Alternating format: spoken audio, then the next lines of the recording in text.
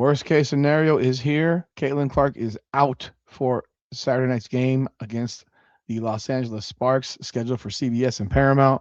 So CBS and Paramount are right now probably flipping the gasket because they now know that no one is going to watch the game tomorrow night. I know that I won't be watching the game tomorrow night, so you don't have to worry about a post game reaction because I won't have one because I won't be watching the game, as I'm sure will be the case for a million people who otherwise only care to watch Caitlin Clark play basketball. This was announced today by Stephanie White in the media scrum during practice. Stephanie White announced for all to hear that Caitlin Clark is out for tomorrow night's game against the LA Sparks. Obviously, this is disappointing as Caitlin Clark fans, but expected, not surprised, not shocked, and it is what it is at this point.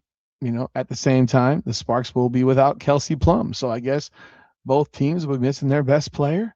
And that is it. That's it for now. I mean, there's no other way to put it, you know. But take a listen to what Stephanie White had to say. But before we jump in, welcome back, everyone, to another edition of Indiana Fever Unfiltered, powered by Come On Now, the podcast. I'm your host, Rudy Rodriguez Showman. Hit that like button, subscribe to the channel, ring the bell, leave your comments, hype the video. Let everybody know what you think. The Fever play the 27th, which is tomorrow, and then they don't play again for a week. So if this came, it came at the right time because she'll only miss one game expectedly. I wouldn't expect her to miss the game on July 5th. But let's listen to what Stephanie White had to say about this because, it's really important to hear from the head coach and hear her thoughts on the fact that she's losing her best player to a back injury that maybe could have been avoided if maybe, just maybe, they protected her a little bit more, on that court. But y'all let me know y'all thoughts. Let's take a listen to Stephanie White. Yeah, she's okay. She's gonna be out on Saturday, but she's doing all right. Do you have any indication right now of how long she will be out? No indication. Obviously, it's a good time because we have all week next week, so we'll take this opportunity just to get her treatment, get her healthy, get her back on the floor, and see what happens. I mean, it's the same thing. Long-term health and wellness is the most important thing. Consider this precautionary? Like, is there any chance you could have played tomorrow? Was there pain? How would you describe the decision? Yeah, I mean, I just think that, again, we want her to be healthy, physically, mentally, emotionally, all the things. And, I think it's important to remember, again, when you've gone through injury and the traumatic aspect of injury, especially that she had last year, it's ups and downs, physically, mentally, emotionally, and making sure that she's 100% ready to go is the most important thing, and her taking care of that is priority for us. I think so. Did you hear from the league after your comments about how it was officiated and things of that nature? I didn't hear from the league. I'm sure Amber probably heard from you. I have no idea yet. Did you think the follow-up from them about the flagrant suspension was a fair response to what happened? Absolutely. I mean, I think the biggest thing for me is that we have to see it in real time.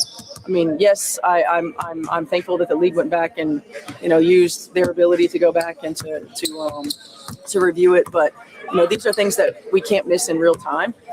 We've got to be better. I think I'm pretty consistent in messaging that we need consistency in how not just how a game is officiated, but how players are officiated, and how Caitlin is officiated. We need consistency in that, and we need to continue to hammer home that messaging, and I think that it's obviously one of the concerns of every coach in this league is consistency of officiating, and for us in particular, consistency for her. But I just, I'm disappointed that it wasn't recognized in real time, but I'm thankful that the league went back and did their due diligence. Wrong answer, Stephanie. That's the wrong answer. The answer should have been that one game suspension was way too damn light. Alyssa Thomas is a dirtbag. She's a cheap shot artist. I know this because I coached her, and I know how she plays. This is once again the opportunity to take a freaking real stab at what really happened and say what Alyssa Thomas did was a dirty-ass play. She's done this type of thing before. She's a dirty-ass player, and it doesn't shock me that she pulled some type of stunt like this again. But she would never say that, and she'll never criticize the WNBA and sit here and tell you there should have been a 5-game suspension minimum. You're missing your best player. Now, I don't know if that had anything to do with her being out and her back getting flared up, or if it was something else that happened in the game. We don't know. We don't know. None of us can know. But again, this is the typical Stephanie White canned response. I'm glad they went back and looked at it and gave her a 1-game suspension. We need it in real time. We need consistency. Da da da da da. You know how you can control some of that consistency, Stephanie? I don't know, by voicing your feelings during a game and not just staying quiet. Like Stephanie White should literally get fined after every game because Caitlin Clark is hammered every single game. But she doesn't. She sits quietly. She blames turnovers. She blames fouling. She blames so many different things. She doesn't ever look at what really is going on and what Caitlin Clark is dealing with on a game-to-game basis. You want consistency. So if she's out, now my concern is that she said, well, we don't know when she'll be back. That's a concern.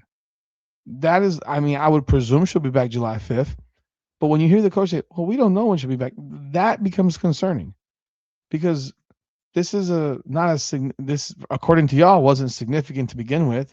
Basic adjustments, blase, blase. Well, it's seemingly more than that now. Now, I hope she's back now next week on July 5th.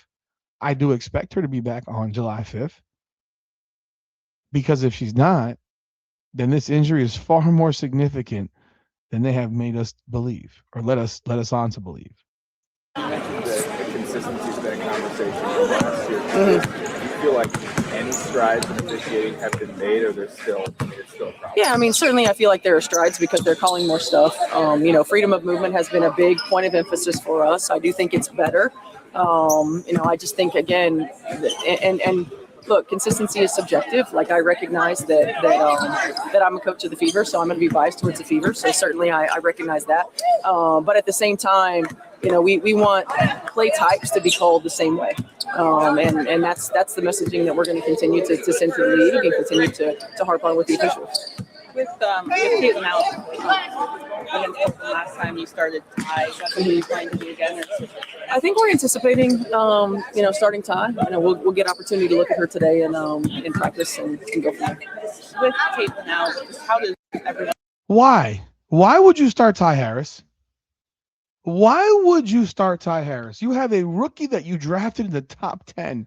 Why would you start Ty Harris at point guard? This is so unbelievably ridiculous.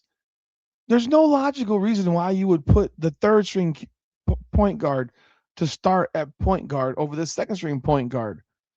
The second string point guard is Raven Johnson. It doesn't make sense. It's like, would you start the third string QB who holds the clipboard over the backup if the starter went down? No, you wouldn't. You start the backup. This is the type of illogical thinking that this coach lives in. It's insane. It's absolutely insane. Yeah, I think everybody just needs to do a little bit more. Certainly you can't duplicate what Caitlin brings to the floor, and no one person is going to do that. So everybody just needs to give a little bit more, and we need to collectively elevate. Lowe's been more productive the last couple of games, as you talked about before that, trying to find the way in her spot. Have you seen her get better at that, and what to you has made her a little more productive these last games? I think she's been more confident and more assured, and I don't say that just because she's making shots. It's her movement patterns. It's how she's getting out of screens. How she's attacking the glass. There's more urgency and I would say more conviction in what she's been able to do, and I think it's finding her way again. When you're playing with our big three, it's continuing to learn how to find your way in that. I feel like Mo's doing a better job of that. I feel like she's getting more comfortable in that, and I'm proud of her. It's tough. It's a tough adjustment for her, and she's continuing to put one foot in front of the other. The other thing that I'm really proud of her for is, regardless of her struggles, her voice is always heard. Her leadership, her communication is always there, and that's important. She's a vet in this league, and she understands.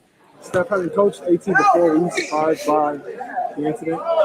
Yeah, I think that I didn't see it in real time, and so when I went back to see it, I was surprised. I was more surprised that it wasn't seen by the officials in real time.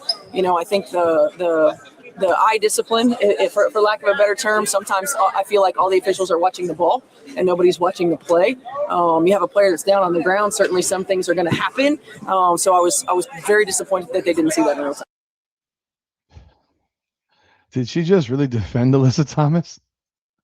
I was surprised. How are you surprised? This woman has a history of doing dirtbaggy shit. She's never been suspended, but she has a history of dirtbaggy shit. But hey, Caitlin Clark is out tomorrow night. I won't be watching. I suggest you don't turn the television on. I suggest that Ben Daniel doesn't actually do a live stream. I suggest that Venom doesn't do a live stream. I suggest that anybody who covers this team refrains from live streaming during the game, refrains from even commenting about this game after the game, refrains from doing any videos about this game. You want to do videos about other things? Feel free. But if you really are who you say you are, if you really are a Caitlin Clark fan, there's no reason to watch tomorrow night's game. There's no reason to talk about tomorrow night's game because I am not going to talk about tomorrow night's game. I will not watch it. I do not care about it. This is the entire thing of me talking about tomorrow. She's not playing. And there's nothing else to say. You can come back on Sunday. We can talk about what's going on with her, period, or what's happening. And you're going to have a week of empty stuff, really, because they don't play for a week. So this is the time for you to be creative in your content and do more than just do videos that are smashing Stephanie White or the front office or whatever. Come up with something creative because I'm going to have to come up with some creative shit myself. But y'all let me know y'all thoughts in the comments, but do not watch. Don't watch it.